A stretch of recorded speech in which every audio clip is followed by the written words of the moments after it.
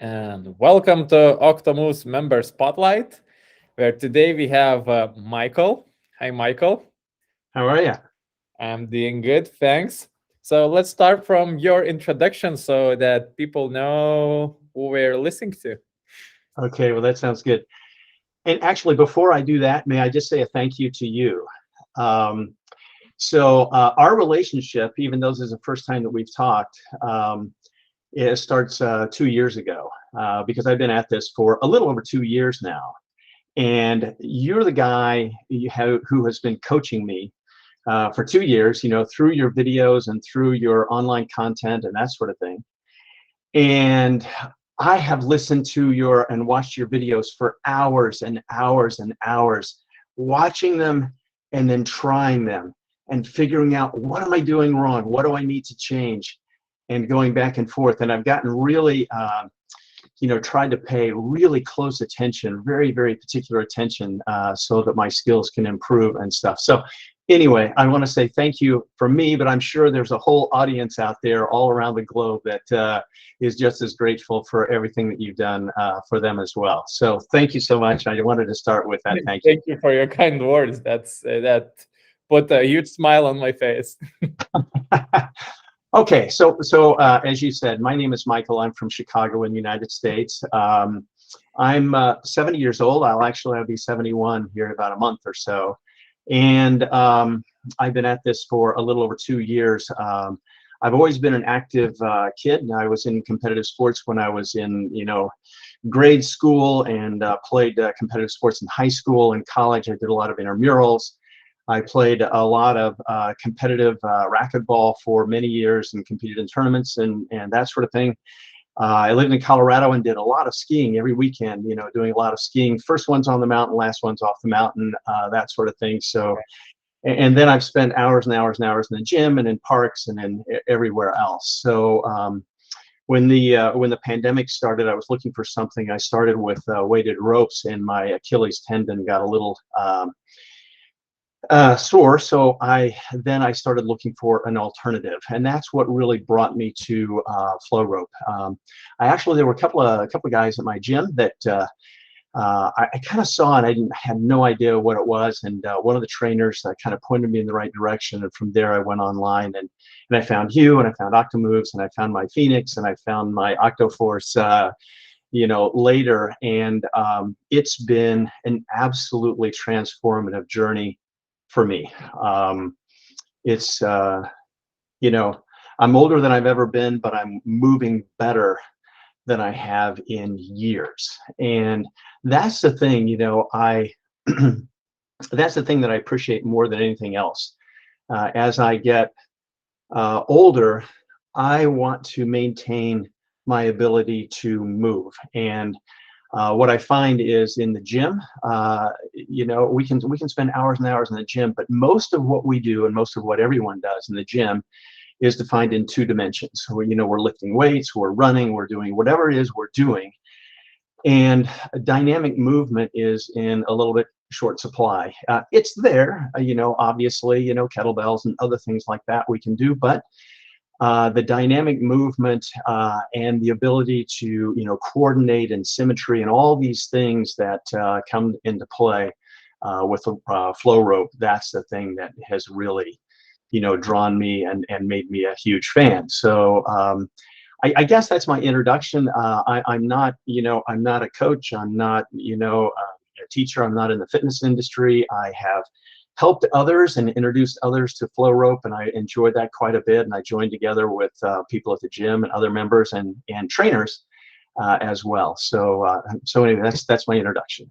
Yeah, thank you. That was really an informative one, and actually, that your activity being all your life, like doing sports everywhere where you could, like being that active, energetic person, like take those habits to these days, and it's perfect example. You being the fastest performer in the August challenge during circumnavigation. There's like nobody beat you, and this is like as well. There's like age is just a number. Like there was plenty of younger kids that submitted, but they've been kind of far away from you.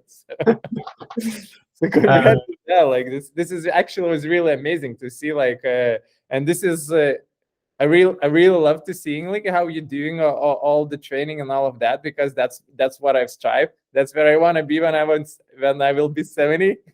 So you're a Well, good example, and like what I want to achieve. Thank you for being such an inspiration. well, I guess for like all the rest of the community over here. the truth is, I really thought about whether or not I want to disclose age, but then I was talking to one of my trainers every week. I do a 1 hour mobility training work with Matt Pippin, who he's the guy actually who kind of put me on the path. And you know, he and I talked about it, and he said, well, you know, there would be others that would find, you know, something in there that kind of helps to motivate them as well. So yes. Exactly. Like it's just a number, but it motivates a lot, because like if you can do it, like I want to beat it. I want to be even better when I'm 70. It's like, okay, I have an example. It's all possible. So that's you're leading it. Oh, thank you. Thank you. Yes, babe, thank you. So as my usual question, what is your relationship with the rope flow? What I mean, it can be philosophical, it also can be explanatory how your practice looks like. Okay. So flow rope is a part of my everyday workout. Since August 2020, I probably have not picked up the rope maybe 2 days or 3 days out of that entire 2 years plus. So my workouts every day start with flow rope, 1 arm work, 2 arm, you know, that sort of thing to warm up my body and get my body moving. Then I go to mobility work, and then I come back to OctoForce, and then I toggle between OctoForce and my Phoenix. My relationship, I you know, it's not so much a philosophical thing, you know. I don't really, you know, I was thinking this flow state, and this morning when I was working out in the garage before I came here, I was really, you know, asking myself, am I in a flow state? You know, do I know what a flow state is? I'm more into the physical aspect, and I really am working on smooth flight. You know, I started my skills, and I you know, individual skills, and then transitions between skills, and then putting it together, and and then I really worked a lot on how do I make it smoother so that everything is just flowing smoothly. And you know, the slow is smooth and smooth is fast. You know, I really believe that is absolutely true, and so I've tried to really put that to use. And so, and I track what I do, and I know you talked to Jason about that, and you know, and I have a few thoughts about that as well. And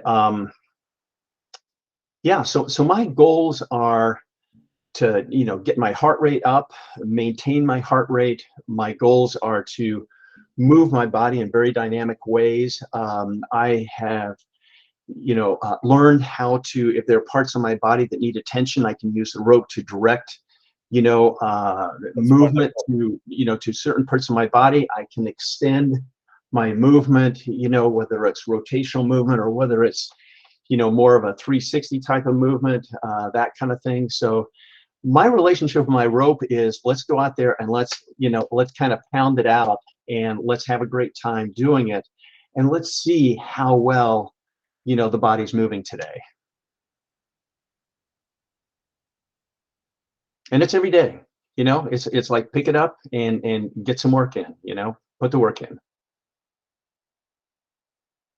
I'm not hearing you. I'm not, I've lost your, Sorry. yeah, okay, gotcha.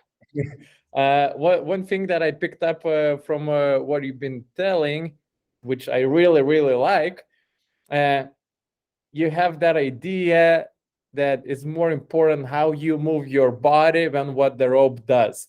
Correct. And rope is just a teacher, and that's like how you pointed out that you can focus on certain part of your body when you're doing the rope flow patterns. It doesn't matter which one it is, but you can actually put a focus, especially in that place, and move all your body and see what is the relation between that and like your furthest parts from there, how we all interact together. Because Yeah, there's not impossible to move your finger by actually moving like something in your feet. Basically, it just looks like that we are doing this, but like if you start paying attention, it goes all the way down, and it's like one joint movement is all body movement. correct. Yeah. So I And really, really like that. I don't really think about individual skills. I will tell you that's not exactly true. In like the circumnavigation, of course, I was paying attention to the skills. But uh, if I'm learning a skill, like I went the longest time on cheetah, it was just confounding me, and so I pay attention to that. I still can't incorporate it at tempo. I can incorporate it, I can do it, but I don't really pay attention to skills. I pay attention to what's going on with my body. And just like you say, the rope is just a great teacher and provides wonderful feedback. Yeah. So I don't know where you are with the cheetah tail, but now just one tip that popped up in my mind. Usually we are struggling with something because we don't have enough experience. So, and if you're learning from kind of videos, there's like only one point of view that I'm explaining, and how you understand it, it's also depending on your data that you have from your life, and it can be a little bit mismatching. So my idea is always try something extra on it. So asking yourself, like, if I bend in the hips and keep doing it, what I feel, is it better or same, or is it worse? If I do like more side bending, if I try to look at the end of the tip of the rope that is rolling, if I move my feet, if I place one foot in front of another, and it's like, and creating like there's more Yes. experiential mm, ideas, like what you can experience from it, by just asking the question, if I change something, what changes, is it, and it gives you completely new Mhm. experience. And from that experience you can pick up the things that works, doesn't work, create new hypotheses, ask new questions, and that way you find out how that pattern, that movement actually becomes more fluid. Because what we are looking for, the I don't want to use the word perfection because it's impossible to reach. But anyway, let's say like perfecting as much as we can at this day. So to be the Mhm. best that you can at that certain moment where you are. Yeah. So you want to know actually the wrong path. So the path that you don't want to take. So Yes. the more experience you create, you know that these are the wrong paths. You need to navigate it through that one specific, which makes the movement the most effective. Yes. Yeah. So this could be a tip for you to improve the cheetah's tail if you're still struggling. So I just keep remember. exploring, maybe walking. Transitions always good idea. Combining cheetah tail with the dragon roll, combining cheetah tail with underhand figure eight or Yes. matador. All of these, just working on transitions and going back and forth, gives you a lot of new experience that you can later on play with and combine it and build your knowledge of that particular pattern. Yeah. Well, thanks for those tips. I'll definitely try that. Because it was probably a year and a half or something like that. It was kind of like, hey, I sort of have the rest of the stuff down. Or why is this so difficult? But I'll thanks for the tips. Yeah, it's one of the difficulties because it's happening behind your back, Yeah. which is what we are not used to it, and our brain usually, what's over there, we don't know. Even like doing this like a bridge exercise for a bridging for people is Yeah. super hard, Yeah. and because we don't know that realm, what is behind our backs. Right. Right. Right. Right. Right. Yeah, so this is kind of from the same one, and which is really, really good to explore and expand your spatial awareness, not in front of your body, but in behind of your body, which is more kind of kinesthetic. When compared in front of the body, we use a lot of our eyes, which are, as we know, there's a lot of optical illusions, and eyes Mhm. like Mhm. it lies a lot for us. Right. Right. Right. Right. Yeah. Well, I'll try that. Well, I hope that's gonna be useful for you. So I'll let you know. this is actually explained for me what is your biggest challenge with the rope flow. So it was a cheetah's tail, I guess. Do you have anything more that you're kind of struggling, or maybe you have struggled in the past and use some sort of technique Yeah, to overcome it? That would yeah, be yeah. to hear. Early on, I think underhand sneak, particularly on the left side, was a little bit difficult for me. And I remember your video talks about, 3 different ways of kind of getting into it. And so I watched that video, gosh, I don't know how many times, over and over and over again, trying different ways.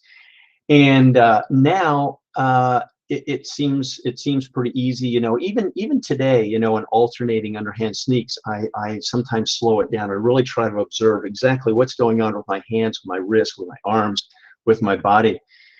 And so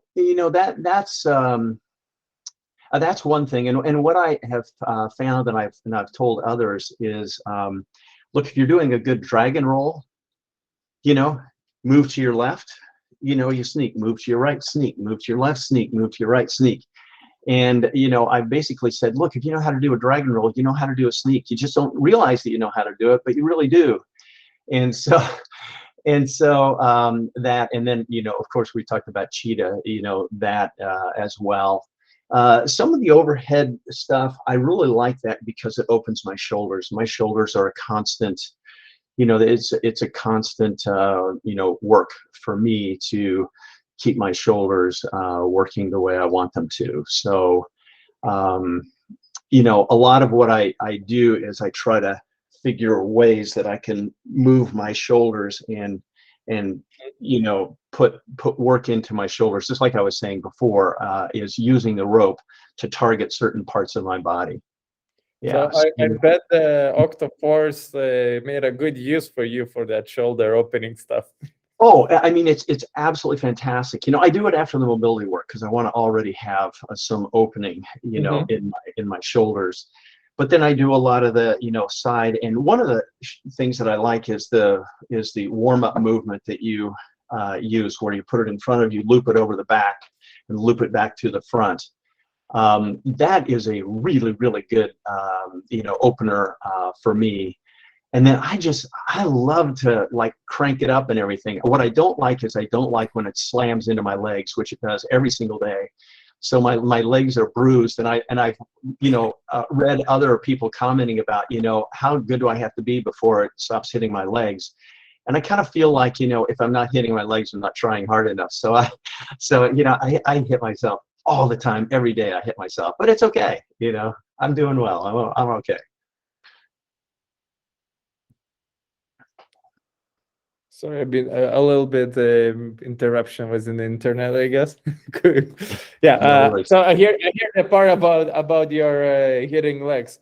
I guess I would look at it as a good thing, as you also told, like not trying enough. It's also when you're failing, you're learning something. If you're doing Yes. everything perfectly good, uh, you're actually not learning anything. It just, yes, it's practice. It's good to move, but the challenge as well. So all that failure shows that we are keep on learning new things. And yeah, most of the time I get like really taken away, and like you do and really good and trying perfecting each one. There's still a lot of things that you can learn with each repetition, even if you think, yeah, you're doing good. As well, in my idea, I think in Robert Greene book, I read it in Mastery. With each repetition, you must learn something new, and it Yes. doesn't matter. It's like a first repetition, 10,000th or millionth one. There's still something to learn, and I still learning. Like even from the simple basic patterns, I still learn something that I can do or improve. Even that. Yeah. So even if it's kind of not making mistakes, but you still have that mind that you can actually learn something new. But when Mhm. you're making mistakes and hitting yourself, these are like the best lessons that you're actually Yeah. getting. Yeah. And yeah, it's usually start like smiling or laughing at that point. And this is the another key thing that shows that we are learning. So when our brain learns, it tends to make us laugh, Yeah. which kind of feels like it's weird, but like when we are a failure, we are most happy. Well, I'll tell you what, I don't so mind hitting myself in the legs. It's when I hit myself in the face and the ears and the, all of that sort of thing. That's when I kind of like, whoa, time out here. But Well, but yeah, that's too much. I totally agree. Here's one thing though that I wanted to just kind of mention a little bit. I don't know if you know who Brian Kest is. Brian Kest is a yogi out of Santa Monica, California, pretty well-known guy in the industry.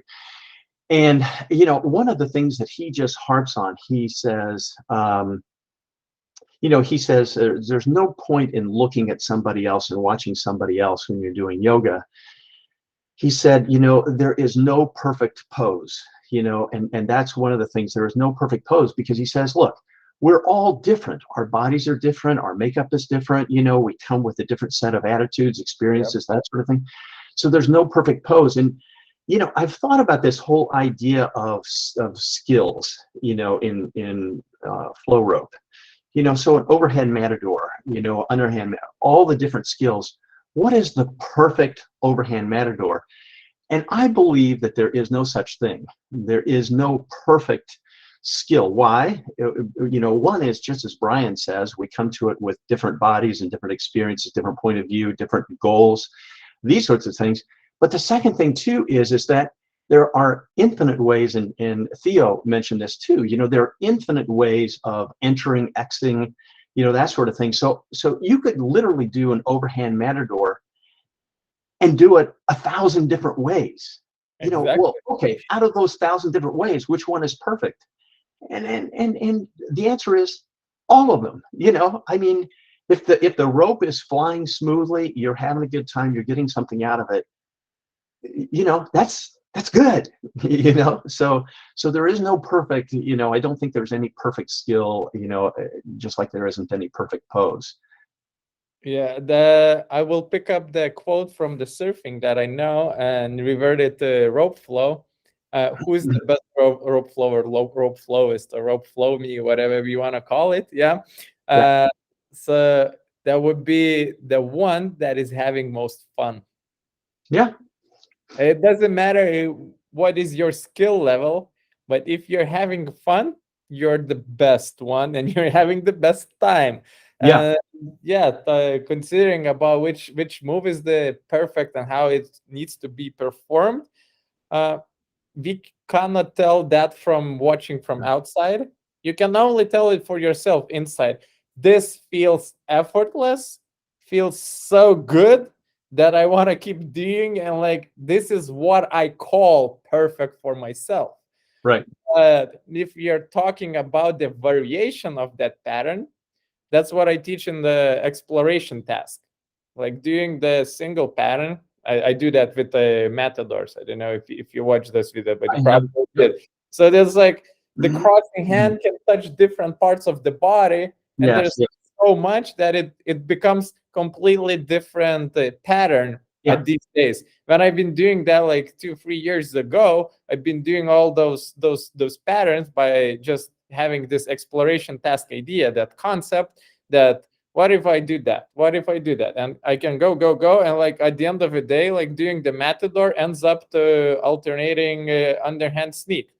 It's completely the same pattern, but just the hand goes behind, not not in front of your body, Right. and it's like Right. okay, and that's how you come up with that. But these days, like in Filipino community, they really like labeling things, and there's so much naming that I have no idea how we call those things. Yeah, it's just a matter. Or now I understand that we call it a mullet, I think, or a bowler. There's like a Oh, different that. Like one is like that with the hands, and they started naming a lot of things. For yeah. me, the main idea of movement is to having a concepts that you can use, because there's infinite number of exercise or moves or patterns you can Right. make by just knowing those layers, and you can combine those layers, and it's impossible to make a list of all those patterns, I because you agree. can change the height of your arm or put your scapula in different position when you're doing that, do more side bending, twist your feet, it changes the pattern, kind of. So you No, kind of like put so many data points and telling that, oh, that was a perfect one. I read these and I read the names. I'm kind of like, I have no idea. I mean, I really don't have any idea. Yeah. Well, I kind of, I'm like more simple guy. I like simple stuff. So there's Matador, and you just add, okay, do Matador by touching your head behind, So I and have this. it makes clear. It's kind of, we know the free patterns, yeah. So we learned those, and then we just use the simple vocabulary that everybody will understand, and Yeah, just putting a name, for limiting in a way. it's a bit limiting, because what is a good bowler? Yeah, what is that? It's a little bit limiting as well. It makes it more complicated for the new ones who are learning things. Right. It's good for you if you like naming, you like tracking your progress, and you wanna write down that you've been doing like 5 minutes of bowler or 5 minutes of figure eights, and that's it's useful for you, and as well. Well, yeah, I guess that's all what I want to say about it. Yeah, yeah. So one thing I remember when you used the term exploration task, I remember you were teaching some particular skill. I can't remember which one it was in the video, and you said something like exploration task, and I was like, come on, Rokas. I mean, just tell me how to do it. Don't tell me that I need to figure out how to do it. Just tell me how to do it. And you get a little bit further down the road, you get a little bit deeper into this, and you understand, well, actually, there's kind of wisdom in, what you're saying is, look, you got to kind of take what you've learned and push it further, explore, figure it out, try different things, that sort of thing. So it's actually, it's not like I know this thing, but I'm not willing to tell you. It's more like, look, I'm going to kind of point you in the direction, and now just work on it, play with it, learn from it, kind of be a student, and there's a lot of power in that, really.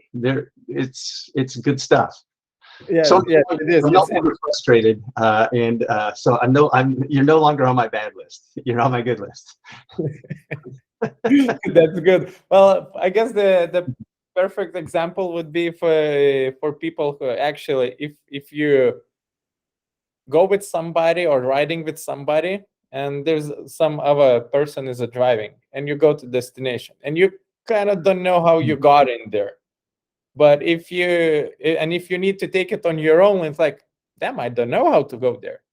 So you can ask somebody, and we will point you to direction, or you can use the navigation. It will take you to the spot, but you will not know how you got over there. You didn't had awareness what's happening around you, what Right. streets you passed, and actually we are missing so many beautiful things over there. And the same is with the learning some movement. We are missing so much lessons in that process, that everybody wants to have like that easiest way to go there. Yeah, I can take you with hands, put like Blindfold.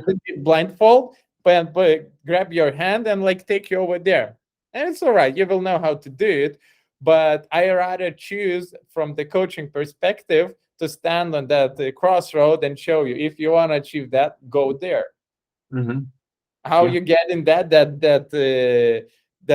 that walk you're taking, it's gonna be experiential for you, and maybe you learn something way more than that just a pattern.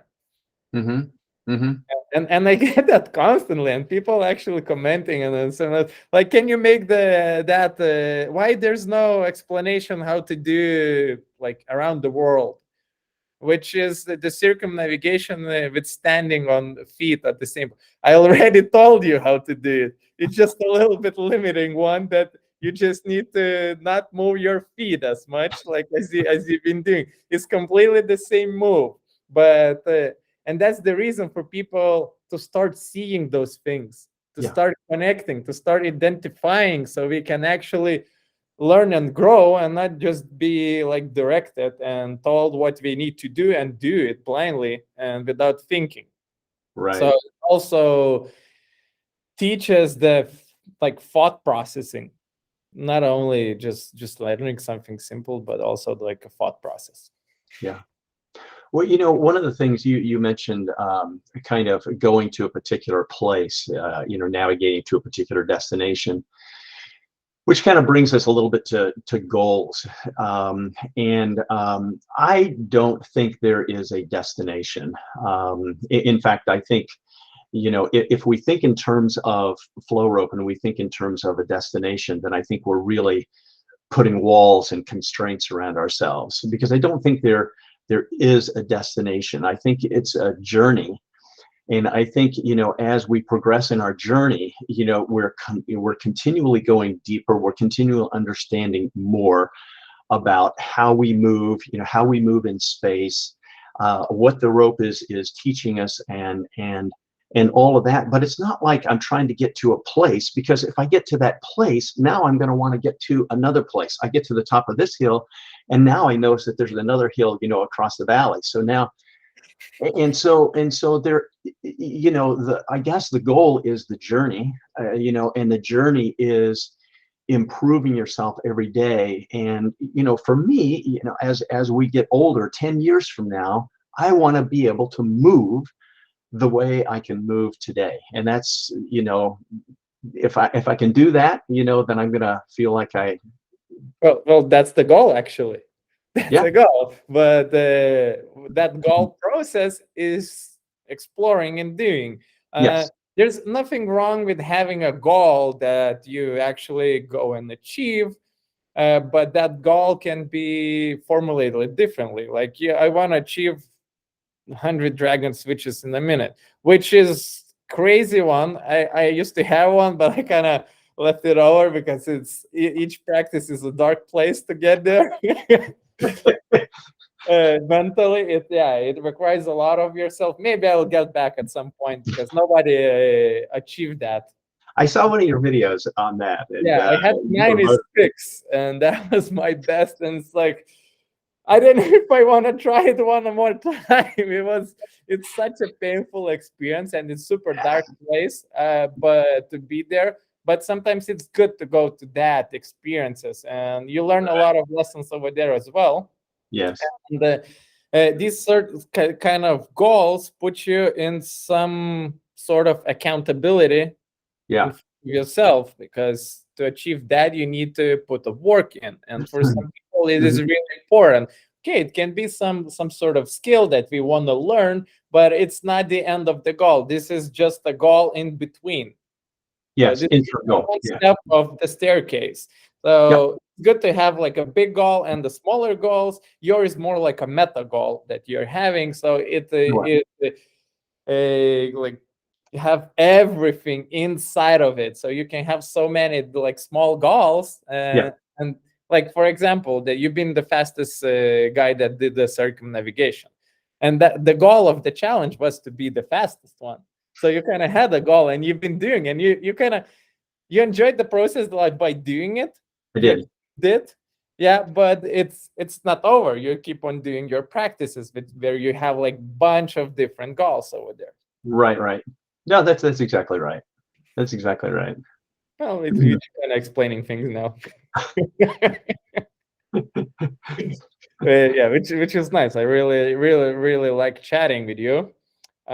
So, going towards the end of our conversation, I would like to ask one piece of wisdom that you would like to share with our rope flowers. Okay. Well, the community is growing, and there are a lot of people who are coming to the community, to the sport, and a lot of people who are beginning the journey. And what I would say to them is concentrate on the basics. And one of the really nice things about rope flow is that you don't have to know everything to know a lot and to get great benefits. And so I would just say, keep at it, enjoy it, make sure that it's fun, and every day do some things that you're good at, and do some things that sort of push the boundary a little bit too. And so I think if we can do that, that will benefit a lot from it. And this whole business of exploration tasks that we've been talking about, kind of working the edges in a way, that's a term that I have used quite a bit, whether it's in movement, whether it's in yoga, whether it's in anything else, is find out where your edge is and lean on that edge, lean into that edge. And so just the same with rope flow. We start off with basics, and then we learn that we can do those basics in different ways, and we learn how to transition between the different skills, and we sort of find our limits. And as we improve and go deeper, push against those limits. Don't be limited by anything. Just keep sort of leaning into it. And I think it's a wonderful journey, and I don't really think there's anything quite like this. So yeah, my advice is learn the basics, and lean into it and learn and explore, and every day do something. Pick up your rope, because if you pick up your rope, something good is bound to happen. So pick it up, put it in your hands, and don't leave it in the closet, don't leave it on the floor or hanging on a hook. Yeah, thank you, Michael, and thank you all for tuning in and listening our chat. If you don't have a app, please download it, check it out, and we are communicating more stuff over there, and maybe some discussions can be moved from our chat over there. And yeah, thank you all. Stop recording.